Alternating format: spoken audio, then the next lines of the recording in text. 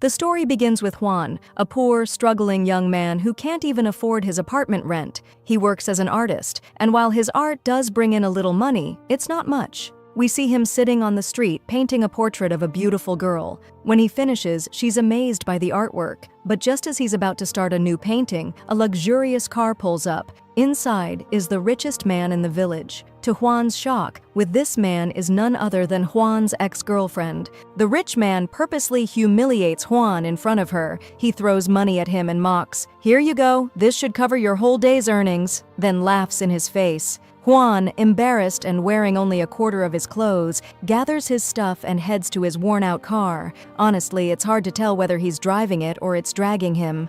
Juan returns to his village, a place filled with artists, galleries, and homes of painters. You could call it, my friend, a haven for artists. On his way home, he runs into his landlord, who demands the overdue rent. Fed up, Juan throws the rent money in his face. Before he can leave, the landlord tells him that's only for last month. He still owes this month's rent.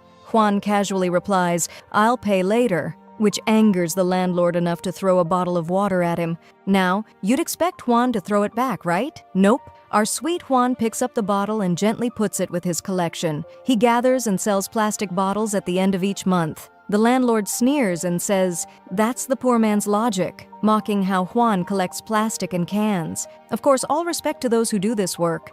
Juan then visits his dream gallery, a place he wishes to exhibit his artwork in someday. Like every day, he approaches the gallery owner, asking him to sponsor his painting. He even hands over some money, but the owner laughs and says, "This won't even cover 1 square meter of wall space." He leaves Juan and heads upstairs. Juan follows him, begging him to display his painting. The owner coldly replies, "Your art is garbage, Juan." Juan defends himself, saying, "I've improved so much, even my girlfriend Tian is impressed by it." Now, let me tell you, my friend, Tian is blind. Seriously, I'm not joking. She lost her vision due to an eye problem years ago. The gallery owner scoffs, "So you're relying on the opinion of your blind girlfriend? You've lost it." Then he points to another painting of a potato and says, "Now this, when I look at it, I actually feel hungry. That's how real it looks." Juan, crushed, doesn't know what to say. Now, about Tian, she can't see, and the only job she could find is working as a massage therapist. Unfortunately, this job puts her at risk of harassment, and people in the place take advantage of her blindness. One day, Juan catches someone harassing her and immediately takes revenge, doing to the harassers exactly what they did to her. He tells them, "Now do you feel what this poor girl feels?" He expects them to regret their actions, but instead, they gang up and beat him. After the beating, Juan and Tian go to the apartment where she treats his wounds. Juan exaggerates, claiming, "I beat them all up without mercy." Tian, who heard the attackers screaming, says, "Yeah, I heard them in pain from the beatings," unaware that it was actually Juan screaming.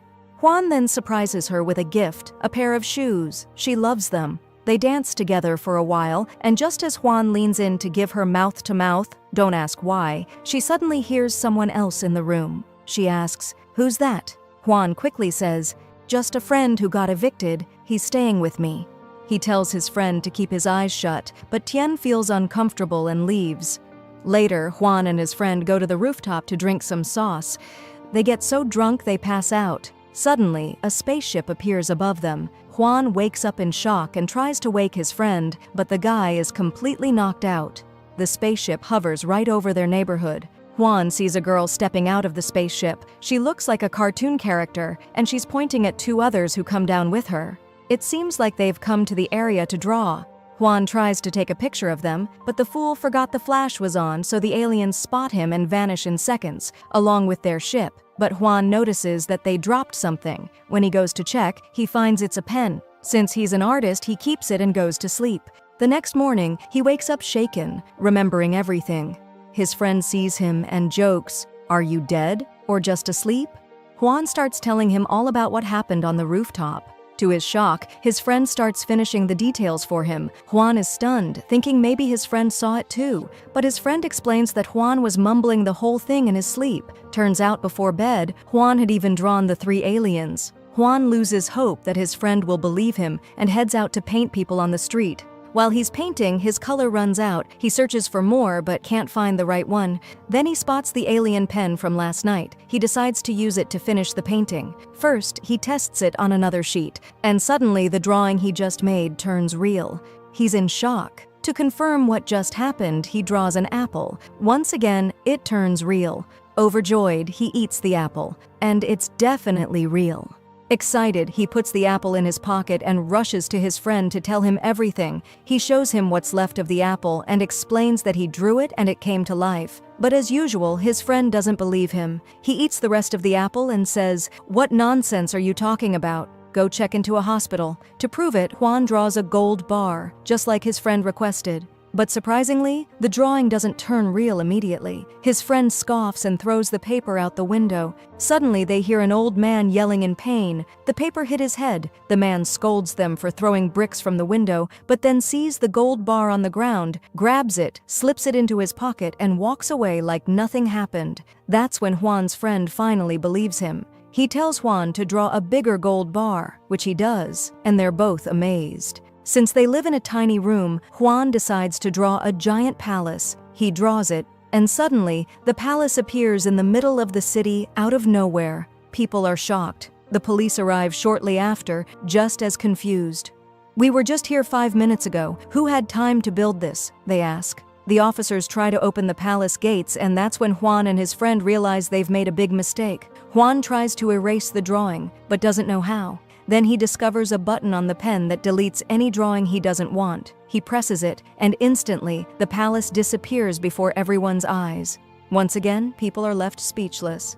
Back in their room, Juan's friend tells him, "We need to draw money, at least 200 million won." He tries it himself, drawing a number, but it doesn't turn into money, just stays a number. Juan takes the pen, skillfully draws stacks of cash, and within seconds the room floods with so much money it covers them completely. Later, the building owner comes by and scolds the artists for leaving junk outside. One of the girls tries to respond, but the owner snaps, "You!" coming in with one guy, leaving with another. Then he calls out to Juan to lecture him too, but suddenly Juan and his friend appear, dressed in clown-like outfits they believe are what rich people wear, showing off in front of the whole neighborhood. Juan pulls out huge amounts of cash and tells the landlord, "Here's rent for the next 100 years. The landlord is stunned, having no idea where Juan got all this money. But Juan isn't done. Soon, the neighbors see him showing up in 3 luxury cars with girls who entertain him and tell him jokes. He heads to a top real estate company to buy the palace he always dreamed of. There, he finds his ex with her new boyfriend, who's refusing to buy her a villa worth just 15 million. Juan approaches the secretary and asks for 2 palaces in the most exclusive area in the city. He pulls out cash and pays for both right in front of his ex, who instantly regrets letting him go. Later that night, Juan surprises his blind girlfriend Tien by taking her to the new palace he bought for her. He asks her to guess what's in front of her. She says, "The 40 million won palace." "Everyone's talking about you and the things you're buying." Juan's a little disappointed that the surprise is ruined, but he continues with the celebration. There's a hallway full of guests congratulating Tien on her new palace. And because she can't see, Juan brings a girl whose job is to describe everything to her, from the chandeliers to how beautiful the entire palace is. He proposes to her in front of all the guests, but Tien rejects his proposal and walks away. He follows her and asks if she doesn't love him. She tells him that she does love him, so he asks, "If you love me, then why did you reject me and embarrass me in front of everyone at the party?" She replies that she did it for his own good, because if they got married, he would be embarrassed his whole life since she's blind and he's rich. He could choose any girl he wanted. He tells her that he's not rich, that all his wealth came from his artwork. She realizes then that he became famous through selling his paintings. He explains to her the story of the magical pen from the aliens. When Tien hears about the magic pen, she asks him to draw her a pair of eyes and make them real so she can see. Juan likes the idea and starts drawing eyes exactly like those of a beautiful girl. They wait for the eyes to come out of the drawing and enter Tien's body, but instead the eyes appear on the shoulder of Mangfa, and it's terrifying. They quickly erase the eyes so they disappear, just like the villa did earlier. Then they wonder, what if they drew a whole face? Would a face appear too? It might be just as scary. so they decide to draw Tian's entire body and draw the eyes on her face so that they appear exactly where they should. The drawing takes 5 hours to complete. When it's finished, Tian waits anxiously for her vision to return, but nothing happens. She feels like they were just messing with her, so she leaves the house. As she steps outside, she suddenly disappears at the door and reappears from inside the painting, with her eyes open. It worked. Tian can now see. Huan begins showing her around, taking her on tours all over China. Mengfa falls in love with the TikToker he was once dying over. Their lives turn around completely. Huan finally lands an art exhibition to showcase his paintings, artworks that no one used to care about or buy for even the lowest price. Now his paintings are auctioned off and people keep raising the bids. All of this because he became rich, and everyone thinks it's because of the talent behind his paintings. But the idea is that the magical pen doesn't create things out of thin air. Even Tian's eyes didn't come from nothing. At the exact moment she received her vision, a famous actress suddenly lost her sight on a film set. The event went viral and people were stunned, wondering what had happened to the actress's eyes. Even the money they used during the drawing process didn't come from nowhere. The same amount disappeared from a bank, and security cameras caught the money vanishing. The police go crazy trying to understand what's happening. Li Changyi also becomes insanely jealous and starts trying to figure out how Huan got so rich. When he hears about the bank theft, he connects the dots and contacts the police, telling them he knows someone who got rich overnight. Surely that must be the one who stole the money. The police discover that the serial numbers on the money Huan used to buy apartments match the ones from the stolen bank funds. They go to arrest him and Mengfa in the middle of an art auction, just as people are buying his paintings. Huan and Mengfa try to explain that they didn't steal anything, that they have a kind of magic that lets them get whatever they want, but they don't mention the magic pen. They tell the police, "Ask for anything and we'll make it appear right now." The police ask for a Ferrari. Huan and his friend request that no one looks at them while the magic works. And suddenly, a red Ferrari appears inside the police station. The police are stunned, and since there's no evidence of theft, they are released. That night, someone knocks on their door. They're terrified, thinking it's the police again. But it turns out to be Huan's ex-girlfriend, the materialistic one who had left him long ago. Her husband, the painter Li Changyi, hit her out of jealousy over Huan. She came to apologize for not choosing Huan back then and for only caring about money. She tells him she's divorcing her husband and going back to her family, but Huan says she didn't do anything wrong by leaving him. What could she have done with a poor man who neglected their relationship and cared only about his paintings? At the time, his father was sick in the hospital and she truly needed financial help. That's what her current husband gave her. He tells her not to feel guilty. Then he begins reminiscing, losing himself in thought, and tells her the full story of the magical pen. Huan opened the safe to show her the pen, but disaster struck. Her husband had planted a hidden camera in her clothes and saw and heard everything Huan said. Now he knew the secret of the magical pen. Meanwhile, the police officer was reading a report about a Ferrari that mysteriously disappeared from an auto expo. It was the same Ferrari Huan and his friend had summoned with the pen. So the officer went straight to their house. He asked them to hand over the magical device that had been helping them, warning that otherwise they'd be treated as thieves. However, since there was no law against magic yet, there would be no charges if they cooperated and surrendered the pen. Huan didn't hesitate for a second. He was ready to hand the pen over to the police. But there was just one problem. The pen was already stolen. It had fallen into Li Changyi's hands, and he had begun using it with help from his assistants. The first thing Changyi drew was a stunning art gallery he'd always dreamed of owning.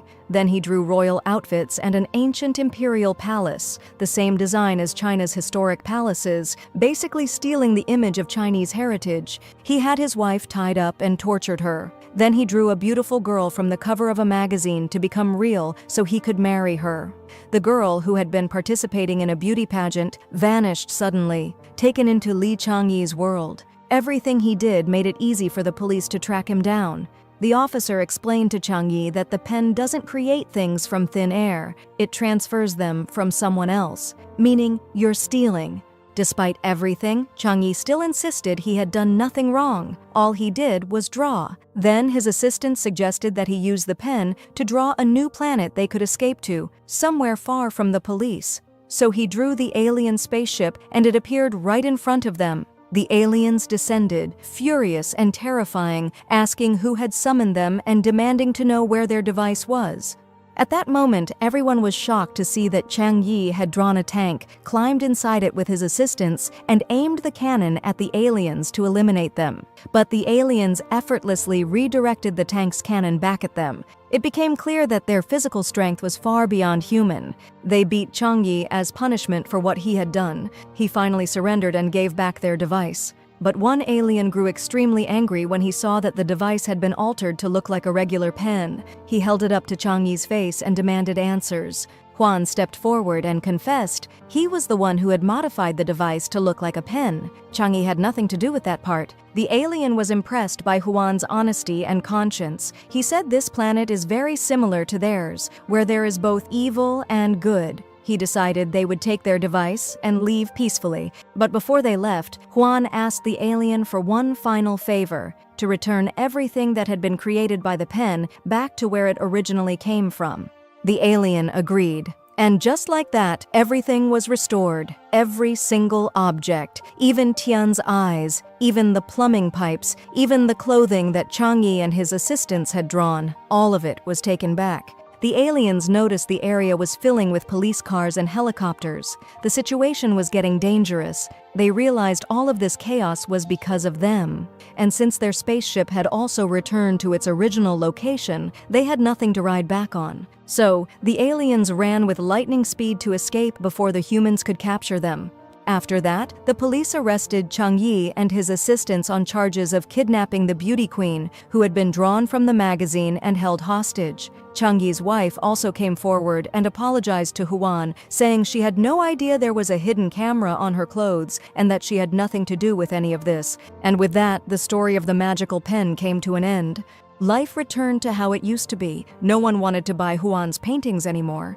We find out that Tian reopened her beauty salon, and yes, she married Huan. They now have a beautiful child together. That was the ending of our video. If you like the video, don't forget to support the channel with like and subscribe, and thanks for 100,000 subscribers.